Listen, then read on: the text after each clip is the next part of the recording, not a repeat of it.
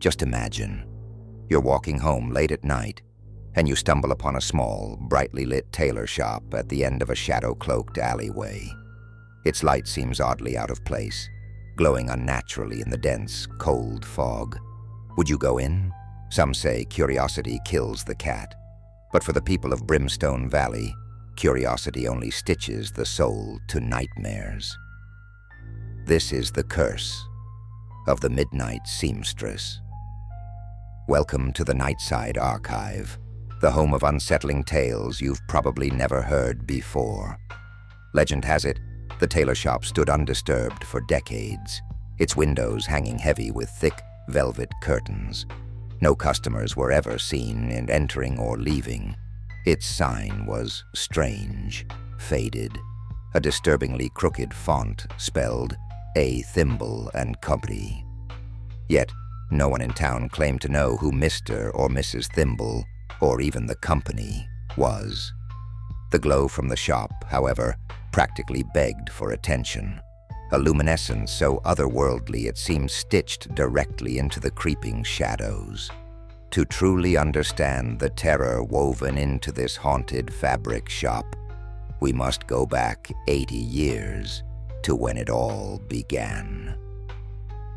Amity Dresser was no ordinary seamstress in Brimstone Valley. She crafted garments so beautiful that wearing them was said to change a person's fortunes, if briefly. People believed her dresses made ugly brides dazzling for just one night. Unlucky gamblers leave games with stuffed wallets, and hardened hearts soften like billowy clouds. However, there was one catch. Amity herself was always dressed in black mourning attire. She told neighbors it was how she honored her late husband, but whispers suggested that Amity was mourning something far darker than that. One day, a wealthy man named Tobias Griggs burst through her doors, demanding a suit for his impending wedding. Rumors swirled about Tobias's sinister dealings. Some believed that his wealth came from stolen fortunes. Others claimed he made bargains with forces no man should ever entertain. Either way, his aggressive exuberance made him impossible to ignore.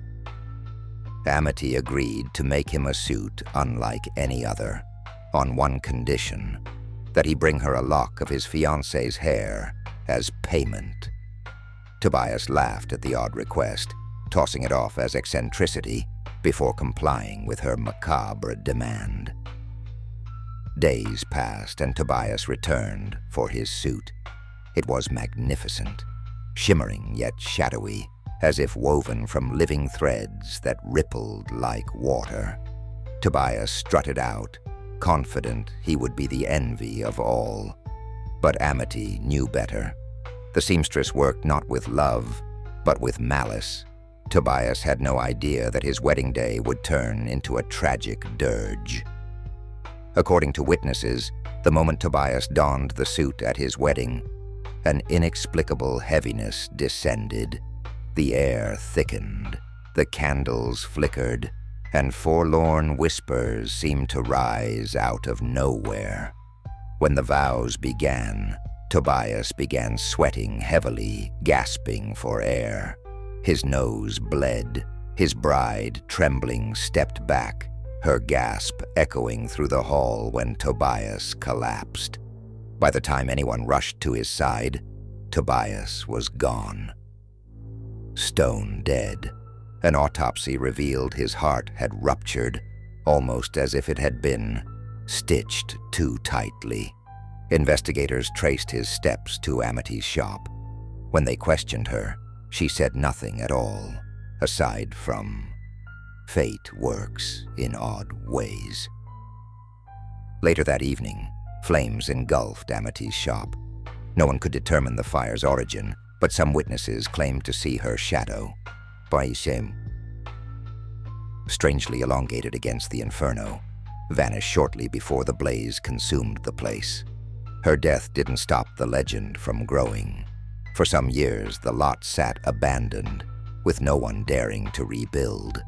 But when the lot was finally sold decades later, Amity's influence seemed to return tenfold.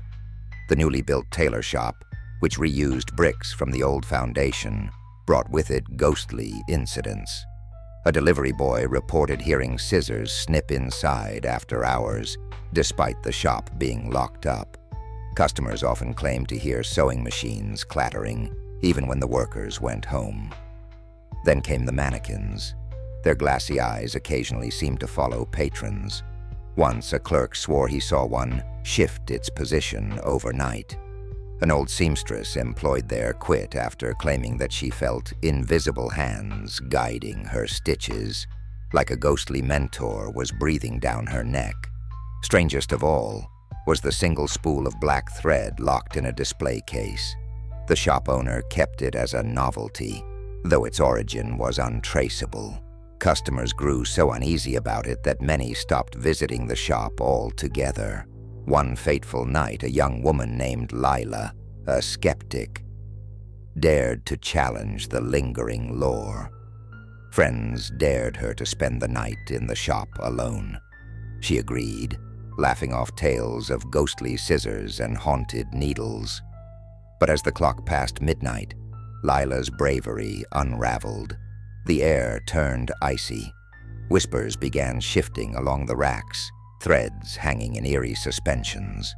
Suddenly, the mannequins all faced her, their eerily human-like eyes gleaming in a moonlit reflection. And then, the sewing machines came alive. Shaking, Lila stumbled toward the black spool of thread. The closer she crept, the more suffocating the shop felt, as if the air itself was trying to sew her into place. As she pulled open the display case, the spool rolled onto the floor by itself, unraveling to spell her name in curling black thread upon the old wooden floor. Lila bolted from the shop and swore never to return. No one truly knows where that black spool of thread originated, but some say it belonged to Amity herself, and that anyone who touches it is doomed to carry the stitched curse she left behind. To this day, A Thimble Company illuminates its eerie glow intermittently, defying the passage of time.